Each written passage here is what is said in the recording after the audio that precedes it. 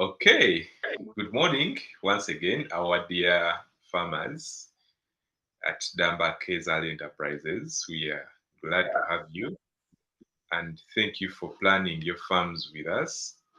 We do not take it for granted, but we are always grateful. As part of our strategy is to make sure that we have a community of, of successful farmers, people that can say, yes, I made it in farming and I can also inspire others. That is what we are looking at. We are looking at raising an army of successful farmers. And our model has since been shifted slightly. Initially, we were in the market as farm planners, full stop. We thought we'd plan for people and let them to execute after having taught them each and everything. But realize that maybe people still need a little hand holding until they really grasp these things and learn these things together. If you have looked through the plans that we do for you, you realize there's actually pages dedicated to taxation. But a few people really understand these, a few people follow up. So that is why you see every week we choose a topic and then we try to give you a perspective on it. And of course, from our perspective, you've had us. So that is why we bring people who are really into those particular fields so that you can also be able to relate and see the practicality of these things. So today we have a gentleman. Um, he is a well-known, tax and auditor. He's actually an auditor. So allow me to introduce him officially, and that is Mr. Willibrord Okello Okungi. I met this gentleman quite some months back. We subscribed to a similar platform called BNI. If you have heard about BNI, BNI is a group of business people that are willing to support each other, willing to give each other business, but more so accountability. You say you plan farms, but are you sure you're leading people well when it comes to the taxation side? So I felt he was a very good resource for you people to also benefit. And another thing that I find in such a space is that we can actually tap into such people without them charging us. Of course, here at this presentation, he will not charge you. He's also not charging us. But in case you need his services after there, we can always engage and I can be able to speak for you, on his behalf, or to speak to him on your behalf. So, ladies and gentlemen, allow me to welcome Mr. Willibrord Okello Okungi.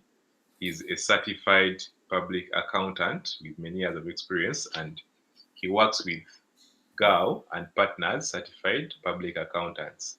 Those are his details. You can find them on the internet, www.gaoandpartners.com, and that is his contact. I can still share with you these details when you need them. So let me welcome him, and then we shall dive deep into the discussion. As usual, I hope you have your pens and notebooks ready so that you're able to learn and remember after some time. So, Mr. Willibrord, you're welcome to unmute and take us through today's tax incentives in farming. We are glad and happy to listen from you. Thank you. Thank you very much, Eric. I'm so delighted to be in this forum this morning. I thank all the members for coming to listen to me. Like Mr. Eric has introduced me, thank you very much for the very well introduction. I won't go back to the introduction, but we go directly into what has brought us here. Now, agriculture in Uganda is a very dominant sector, contributing close to 23.8% of Uganda's GDP. It is the country's main foreign exchange earner and the largest employer of the Ugandan population. Therefore, it is important that in order for government needed to do something about it because, as you are all aware, when it comes to employment in this country, is a very big issue. So, a sector which employs the biggest number of population is a sector that cannot be undermined. Uh, Agriculture in Uganda is categorized into three. Number one is crop and animal industry. Then here where we grow crops, we keep animals. The others are forestry and logging. They are those who are only into forestry as a business. And then the other are into fishing and agriculture, which is basically, those are the three areas in which agriculture is practiced in Uganda. Now, they are also practiced in two areas, that is subsistence farming and commercial farming. Now, subsistence farming is where the farmer mainly does it for home consumption. And sometimes it is meant for home consumption, but some of the products is sold. Like if you go to my area where I come from, we grow millet specifically for food. However, sometimes it's also sold as a commercial product. That's subsistence, but somehow it has an element of trade. The other is commercial farming. Here, we expect that the business should be registered, should have a TIN number, should keep books of account, should file returns, all those. That is on my side. I expect a person who practices agriculture and as a commercial farmer. According to me, I expect that farmer to have those requirements. It has to be registered as a business, maybe registered with the register of companies. It must have its bank account. It should have a TIN number. Of course, registered in its own name, which is different from the name of the farmer. That is my expectation, but sometimes it may not be the way it should be. That is how agriculture is practiced. But it has some challenges. Agriculture, like many other businesses in Uganda, have some challenges. Some of the challenges people who practice agriculture have is high level of informality. It is done as if nobody is interested in it, and yet the money is being put in it. What do I mean by informality? The business is not registered with anybody, not registered with URSB, has no bank account, has no trading license, has no TIN number. And the business is unlimited. There is no difference between the owner of the business and the business itself. That's what we call, it has unlimited liability, which means if a business has a loan somewhere and it has failed to pay back the loan, the lender has the ability to go to the home of the borrower and pick any item and take it as a payment for the loan, which is not good for a business. So that is one kind of challenge which is faced by agriculture people practicing agriculture. The other is illiteracy of the players. Some players are illiterate, don't lack knowledge. They may be knowing how to grow or how to keep their animals, but the general knowledge may be lacking. The other is They have numerous segmented players. They are small players distributed all over all places, which may not, it may not be helpful for them to get economies of scale in terms of selling, negotiating prices and things like that. Now, then the most important of all is poor records keeping. Now, when you do any business and you don't keep records, then you're in trouble. Particularly, we are talking about the benefits an agriculturalist should get from government or through taxation. If you are to benefit from this or these several incentives the government has put in place, surely the first thing you need to do is to keep proper records, because the key thing is whenever you talk about all these taxes, their interest is records first. Do you have records? Do you have records about your income? Do you have records about your purchases? Do you have records about your expenses? Do you make losses? Do you make profit?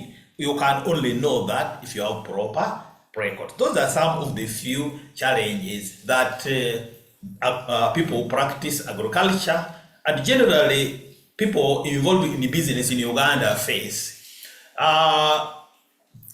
So today we are looking at, because of limited time, we know that we are all busy people. There are so many benefits that you can get from government, or that accrue to a business, or a person who is doing business in agriculture in Uganda can benefit from. The first is in terms of taxes. The taxes we are talking about here are many, only that we are going to talk about a few. Some of the taxes we shall be talking, we may not be able to discuss them today, but we shall have time to discuss these benefits in details sometime.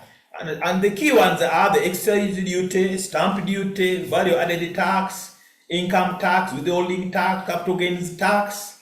There are other benefits like being allowed to carry forward your losses, having 100% deduction on training and expenditure expenses, 100% of scientific research expenditure, being able to deduct 2% of your tax if about your 2% of expenses if you employ 5% of your employees who are disabled. The other is exemptions on particular items. So because of limited time, we shall only be looking at two items of the two taxes, that is the excise duty and the stamp duty. Thank you. Can we proceed, my friend? So basically, we are going to look at the incentives a farmer can get from excise duty. First of all, what is excise duty? It is a tax which is levied on consumption of specific goods and services. So government ensures that certain goods are charged taxes. Now, this tax can be helpful to a farmer. For example, in order to help farmers in Uganda benefit from excise duty, what has the government done? Number one is there is nil tax on construction materials of a factory or a warehouse, exclusive of those available on the local market, locally manufactured raw materials and inputs. Now, if a farmer is constructing a warehouse or a factory, the farmer can benefit from zero taxes on materials for the factory or warehouse. However, before a person benefits, before a farmer benefits, must meet some conditions. Number one, the warehouse or a factory should operate within an industrial park or a free zone. Or, if not, the business can operate outside the industrial park or a free zone, but the farmer must invest in a commercial farming. You must be building a factory, a warehouse for a commercial farming. Maybe you're building a storage facility for storing seeds, for storing grains. Are we together? Those the materials, the raw materials you incur will be free from excise duty. Another condition is a minimum capital investment of 10 million for a foreign company. If a foreign company is the one involved in commercial farming and is applying for excise duty exemption, that foreign company must have invested or must invest 10 million of US dollars. Another condition is if the company is maybe I say a foreign company is a company whose owners are not Ugandans, they are foreigners. Then a local company is a company whose directors, whose owners are Ugandans. Another condition is if the company operates outside Kampala, Jinja, and Tebe, or what we call up country, that company to benefit must have invested over 150,000 US dollars into the investment. The other has to employ 70% of Ugandan citizens and pay 70% of the bills, the wage bill to Ugandans. What does it mean? You are applying for this. You want to get benefit from excise duty. You are a local company, for example. All the directors are Ugandans. But then, ensure that all your employees, or 70% of your employees must be Ugandan citizens. And your total salaries you are paying must be 70% of the total salaries. Now, usually, if you look at, for example, NGOs, you may find that for an NGO, the executive director or the chief of party may be like an American, for example, who earns 100 million as his salary. And Ugandans, when you get the total, maybe the total salaries earned by all Ugandans is say 70 million. What they are trying to say is that for any company to benefit, 70% of the total salary should be paid to Ugandans. And the 70% of the workers should be Ugandans. That is if a company is to benefit from excise duty exemption. Are we together? Number 2 is another area which is similar to the other is that there is also nil excise duty on construction materials of a factory or warehouse exclusive of availability of local material, locally produced raw materials and inputs. What are the conditions for any company that would like to get that benefit, particularly which is involved in agriculture? Number 1, must operate within an industrial park, free zone, or other business outside the industrial park. One condition is, and it must be in commercial farming. The investment must be geared towards commercial farming, not necessarily going and building something which is not connected to agricultural or commercial farming. Everything you do in order to benefit from this must be in commercial farming. Now, The minimum requirement of 10 million for foreign company. I say the foreign company is a company that is owned by people who are not Ugandans. The investment for that company to benefit must have invested 10 million US dollars into this business. That's number one. The business must operate within an industrial park or a free zone and connected and is in commercial farming. That's that is the other condition. The other condition is if it is an East African citizen. An East African citizen is a company that is from any of the East African countries, that is Kenya, Uganda, Tanzania, Rwanda, South Sudan, among others. It must invest 300,000 US dollars. It must employ 70% of Ugandans or East African citizens. It is payment in terms of salaries or wage bill should be 70% of the total wage bill.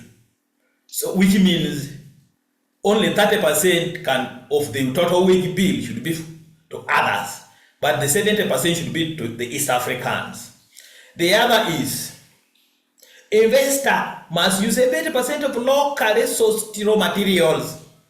By locally sourced raw materials, we mean if it is an East African company, a locally sourced raw material may mean the raw material may be coming, say, from South Sudan to be used in Uganda. That is locally sourced raw material because it is an East African company. So those are the requirements, those are the benefits a company can get from excise duty when they are involved in agriculture. Now, like we said earlier, that because of limited time, we have a lot of benefits in terms of taxes which we can talk about, but today we are limiting ourselves to only two kinds of taxes. Another type of tax that agriculturists can benefit from is the stamp duty. What is the stamp duty? Stamp duty is payable on every document that confers any right or liability upon being created, transferred, limited, extended, extinguished, or recorded. They are also called instruments. Now, we have been talking about instruments. They include things like land title, certificates. The certificates can be marriage certificates, share issue certificates, debenture issue certificates. Very many of those certificates and documents. Now, like I said, these duties are paid when you create these certificates, when you transfer them, or when you record them. Usually, the recording is registering them with your RSB. Every time you register those documents, you pay stamp duty. Now, and the benefits include the following. Number one is no stamp duty on debentures, no stamp duty on lease of land, no stamp duty on increase of share capital, no stamp duty on transfer of land. Now, in each and every item I've mentioned, there is a document that supports it. For example, debentures. Maybe before I go to maybe I talk about what it is. What's a debenture? A debenture is a loan that companies usually issue out in order to raise capital. They are issued in the same way share capital are issued. In order for you to raise capital through borrowing from the general public, you issue debentures. And you issue debentures through the Uganda Securities Exchange. Unfortunately, in Uganda, I have not heard of any company that has issued debentures. I think the last time I had was KCCA, sometime back, they issued debentures. So the Uganda Securities Exchange issues those debentures, you buy them. Now, the difference between debentures and share capital is that when you are a debenture holder, you issue debenture certificate, you hold debenture certificate. And then a shareholder holds shareholding certificate. A shareholder receives dividends at the end of the year when they have made a profit. A debenture holder gets interest, and his interest is mandatory. The shareholder dividends is not mandatory. It depends on if they have made a profit or not. Now, when you are a debenture holder, they give you, or they issue the debenture certificate. Those certificates must be registered with the Uganda Registration Services Bureau. Now, every time a debenture certificate is issued, it must pay stamp duty. And by the way, we are talking in terms of billions of shillings in case it is issued.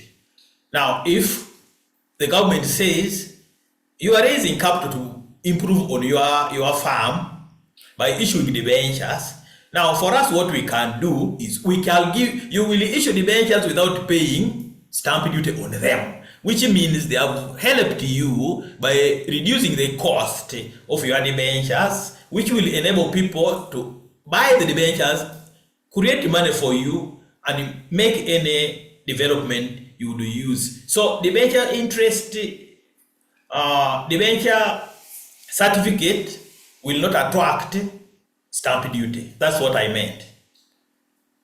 Another is lease of land.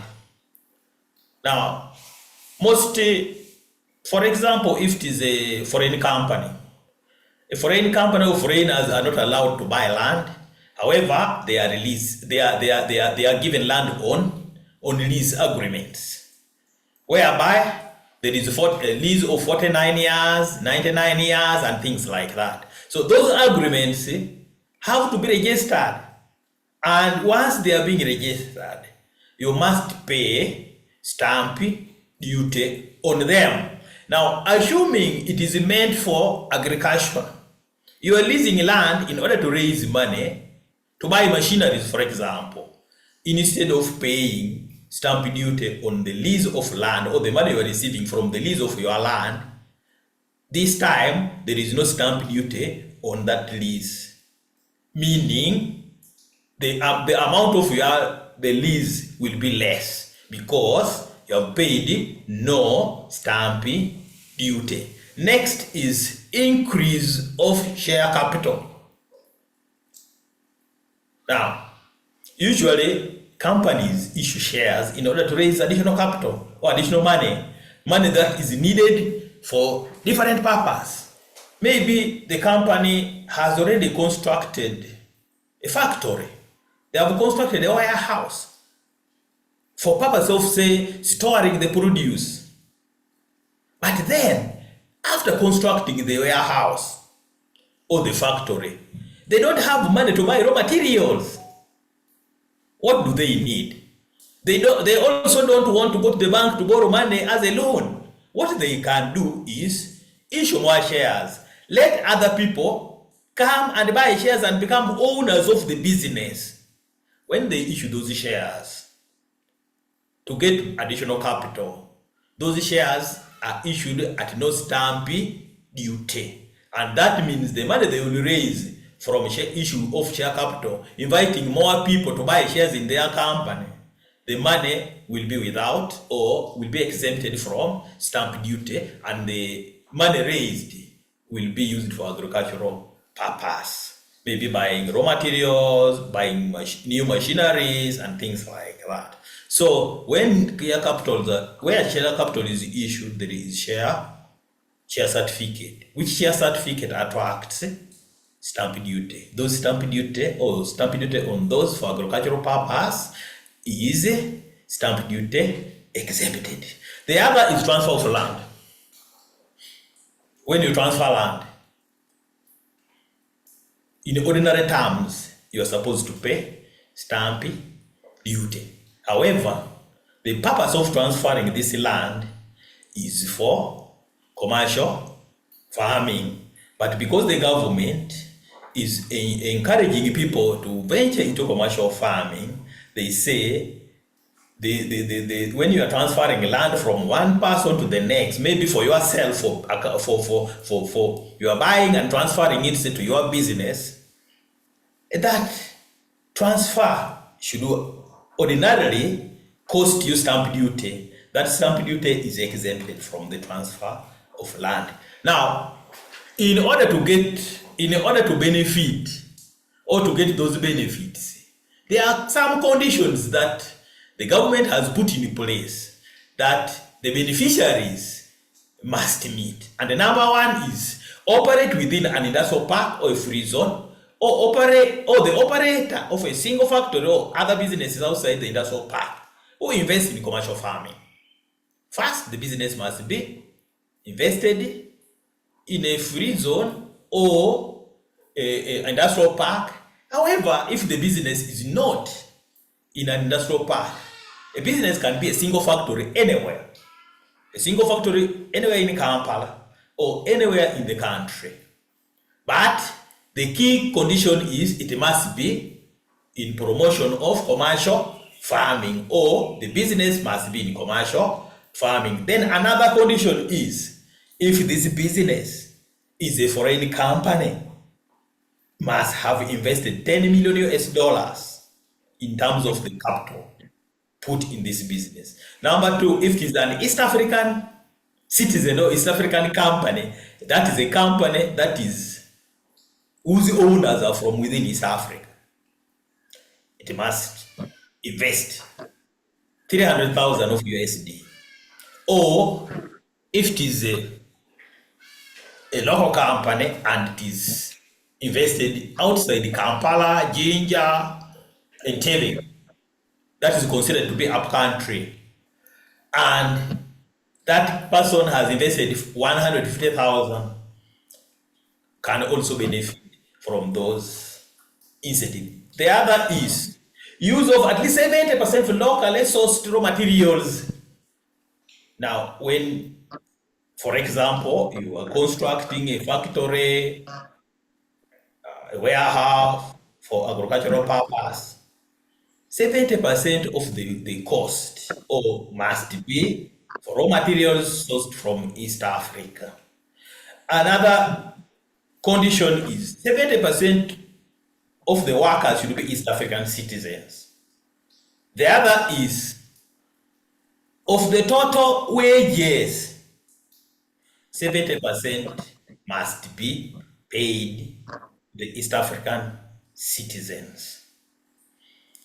That is one aspect of stamp duty. The other is stamp duty on agreements. All these agreements, usually we make agreements. When we make these agreements, for it to stand a chance of winning a case in court, these agreements must be registered. Usually we make agreements and keep them on our desks. Now, if you try to use those documents to take them to court, that usually people lend money and sign on papers and don't involve lawyers, and there is no one sanctioning it. It is not registered with the URSB. Those agreements may not be helpful when you go to court because they are not registered. So there is no stamp duty on agreements related to purpose of title deeds. I mean, let me pray for but my prayers have changed. Yeah? Okay, can we continue? So, agreements must be, once you have an agreement, you register them. Once you have one, particularly when you borrow money, many people borrow money, place their land titles. Now, these land titles, these are agreements. Now, those agreements must be registered with your RSP. So, and most cases when you are applying for loans, banks usually register those agreements. In most cases, they even charge you when you are not aware. You go to the bank and you are applying for 10 million, and then they say this one, or for the contract, say what 2%, 1%, 3%, all those. What they are doing is that they are charging. You are the one paying for those those registration of those agreements. Sometimes you don't even know that you are paying. But then, when you are borrowing this money for agricultural purpose, you are not supposed to be charged stamp duty on those agreements. The other is nil stamp duty on security bonds, mortgages, and many of these. Now, when you borrow money from the bank, say, assuming to say you are borrowing 300 million from the bank, usually banks ask for security. What are these security? Security, they are looking for things like land title, mainly land title. Land title which maybe has a building or has a farm or has others have gardens. Now, what happens is that once you give the bank the land title of your camp, your farm, say your house, what do? They actually transfer these titles from your name to their name. When they transfer these titles, they are supposed to pay stamp duty on the transfer of these titles. If the business is a commercial farming, the government is saying any transfer of title, say from your name to the bank's name, for purpose of getting a loan for commercial farming, there will be no stamp duty. Another benefit that an agriculturalist or a farmer can get is there is exemption on insurance policy on agriculture. Any insurance policy you take, maybe you're insuring your animals against disease outbreak, you're insuring, say your farmhouse against fire, you're insuring maybe your cash against theft. All those agricultural insurance policies you get are stamp duty exempted. So, like we said, today we don't have a lot of time. We are not handling so many items. We are only handling two items, that is stamp duty and the excise duty. But we also know that we still have value-added tax and the rest, and all other benefits. So it was agreed that because of time, we only handle two items. And first of all, I must thank you for listening to me. I must thank Eric for inviting me, and I'm very glad to be here. I am available for help. If you need anything you'd like to know and you are on this call, you are free to ask me. I will not charge you for any inquiry that you need. So, like he said at the beginning, we are certified public accountants, and our main business is auditing, accountancy, and tax consultancy. Basically, those are the three main activities of an audit firm. So, thank you very much for listening to me. If you have any questions, maybe we can handle. I don't know whether we still have time.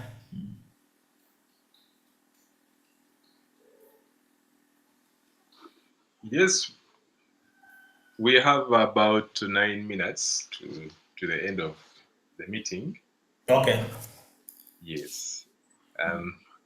Allow me to thank you very much for taking us through what we didn't know as farmers when it comes to taxation and the incentives. And at this time, I think let's welcome a question, one or two, from our dear farmers. Just to put it clear, many of you, because I've planned your farms, may not be at that stage yet. However, if you do not qualify for the incentive, doesn't mean that you ignore that tax.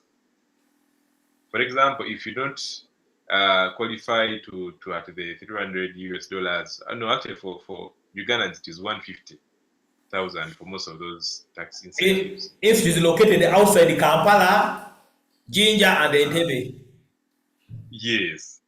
So if you do not qualify, it does not mean that neglect that tax.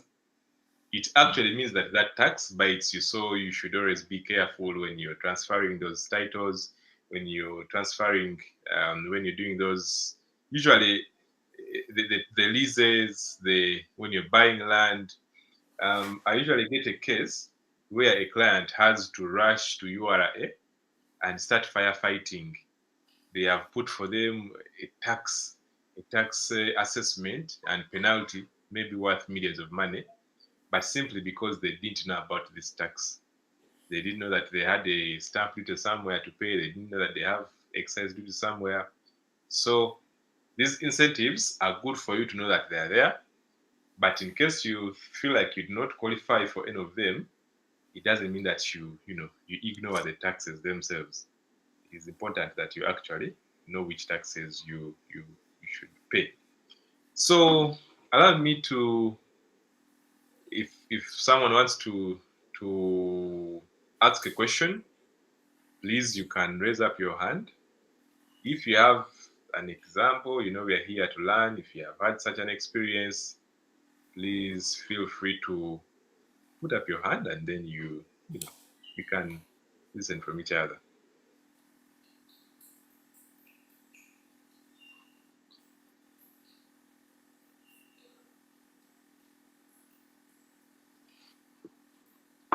Anyone with a question, please feel free to unmute.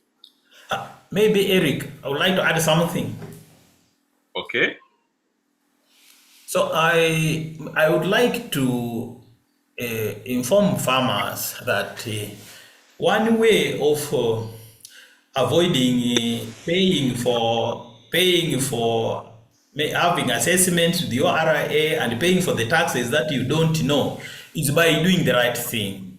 First of all, let the business be registered, let them have TIN numbers, let them file returns in time, and things like that. Then the last is let them have records. Books of accounts is very essential in every kind of business. Thank you. It looks like somebody is online, maybe.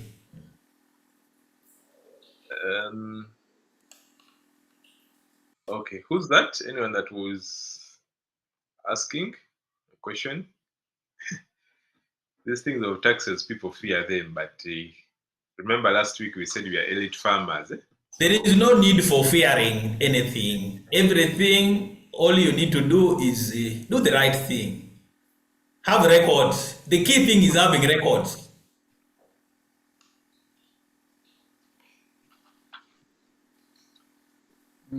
Thank you. I'm online. Yes, Mr. Mawa. Eric and Willibrord. Willibrord. I thank you for the presentation. I apologize that I joined earlier, but I was finding challenge with the audio part to get you. So I was basically trying to read the notes, not the audio. But I have two things. One, at what stage do you qualify for these taxes really? Because we are farmers at different stages. Others are really starting, some are selling something, some have gone ahead, they earn some good money from their farms. Others are doing some value addition already. So at what stage does one needs to now be cognizant of some of these things that we are talking about and take them seriously, especially for the taxes that we have discussed today. Number two, what is the I can say the definition of that USD 150 for a local investor that is up country? Is it in terms of the money you have in your account, or is it the land that you have? Does it include what is the valuation in terms of either cash or cash equivalent of that 150? Lastly, maybe we'll request whether Eric can share, specifically for me who joined late, the presentation so that I can address myself with what I missed earlier. Otherwise, I appreciate and request that given another opportunity, you can come and share with us more on some of the remaining taxes and more, any other thing that's relevant for us as farmers. Thank you. Maybe another thing is what I've also learned is a number of us farmers are really proxy farmers, telephone farmers. What is that? What are some of those that we can really do to help us monitor or manage our farms remotely? Because and they are like households. What are some of those things that you've seen good practices in other places that can help us manage the farms, be able to employ some people, they have a meaningful life also, as we are doing other households? Thank you.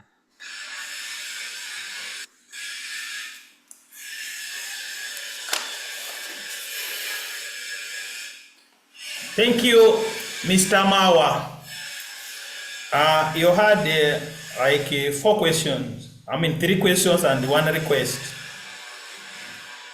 Number 1, you said at what stage does a farmer benefit from these interventions? Now, the key thing is, what have you done? Do you have registers of everything you have done? Because question 1 and question 2 seems to be related. Because, for example, if you are saying, have I really invested 150,000 US dollars equivalent? The question is, there are conditions.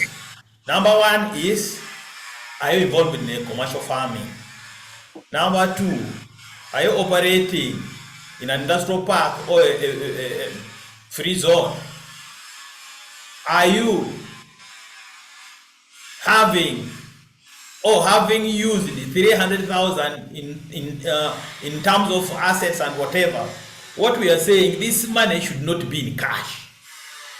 What it says is that you could have invested equivalent of it, but the thing is, do you have records to show for them?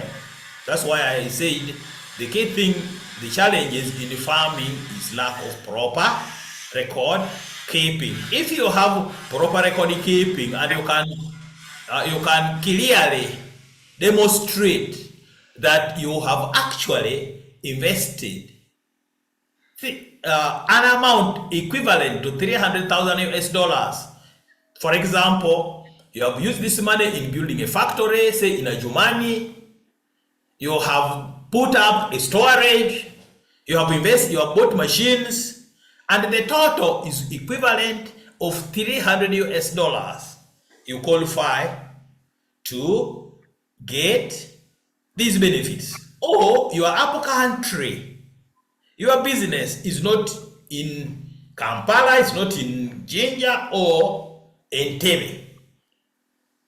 It is anywhere outside those three areas, and you have invested 100,000 US dollars in terms of buying machinery, constructing the storage, constructing a factory, and all those things that are involved. As long as you can demonstrate that you have incurred those expenses, you have records to show for them, you actually qualify. But then there are also other conditions, not only the money.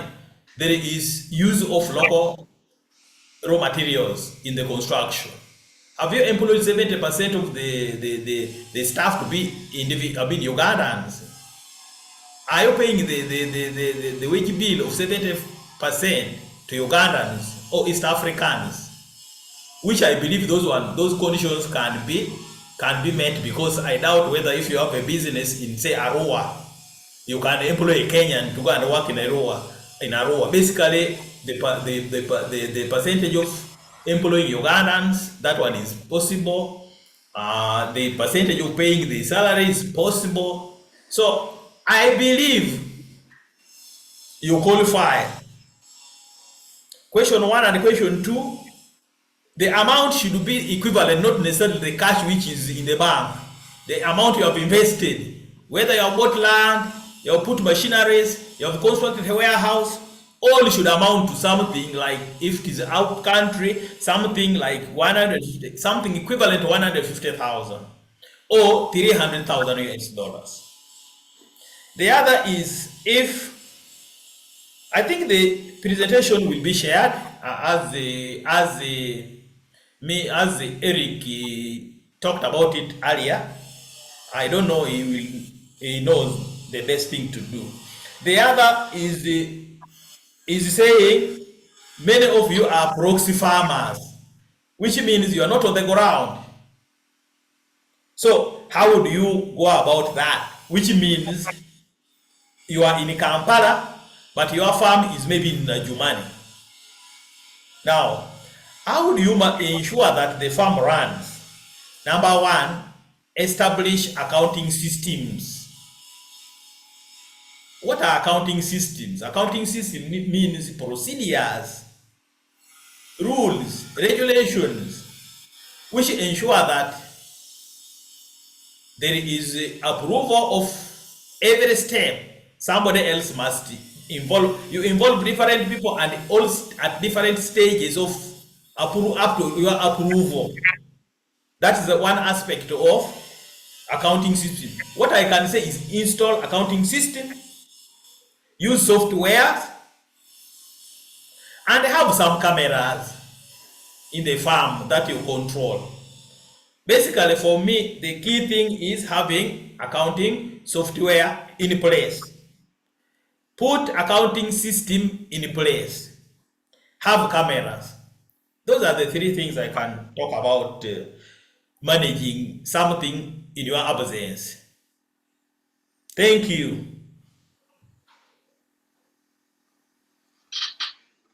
All right. Thank you very much, Wilbrord. Yes. I think Mr. Mawa is again, the hand is still up. Okay, Mr. Mawa, you still have a question, or that was raised last time?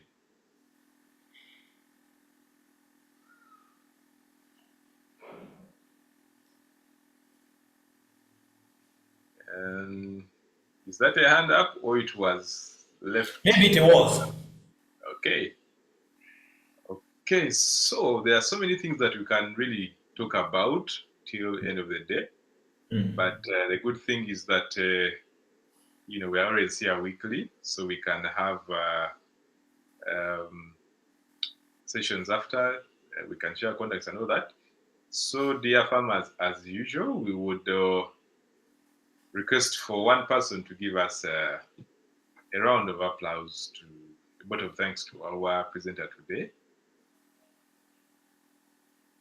Mr. Willibrord Okello Okungi, our auditor. So, any well wisher?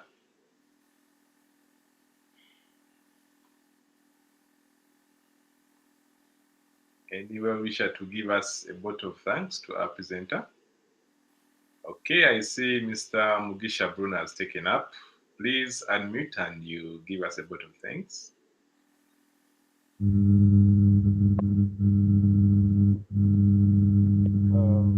Thank you very much, Mr. Eric and Mr. Wilbrord. We are extremely happy to be here. I've appeared here for the first time. I think you saw me contact to be here because I wanted to join this. Some of us are new farmers. We have just established some farms or even been part of the industry for quite a while now, but maybe even for months. But we are privileged to have these services. I was also wondering if these taxes are really necessary for farmers who are just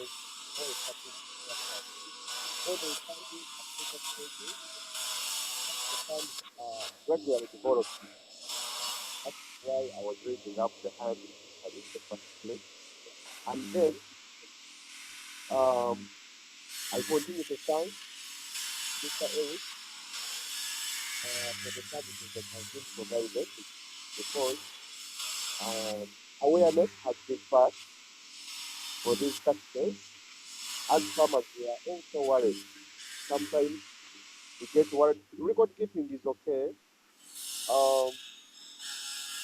but investment gets more worried, especially because of these taxes, because some farmers tend to dodge them, and sometimes you really feel like they are not necessary. But at least now we are comfortable. So we thank you very much for that, and we continue to take advice because of everything that we have from the both of you and maybe our fellow farmers as the process goes on. Thank you very much for today. We are really grateful. Thank you so much. All right. Thank you very much, Bruno, for that vote of thanks. I see also in the chat, Dentist Marisa from Sky Date Care. Thanks so much, Willibrord and Eric. We appreciate. We are happy to have you on the call, Dentist Marisa. Dentist Marisa is also part of our network in BNI. She does a good job in being a dentist. At this moment, allow me to say thank you to all of you who have attended, and together let us build a community of strong, successful elite farmers. Thank you very much, Willibrord, for honoring our invitation. We cannot wait to have you again. And thank you, dear farmers. See you next week. Bye-bye. Thank you. Good day. Hosting me. I'm so humbled, Eric, the farm planner, Wilbrord, asante sana. You're welcome.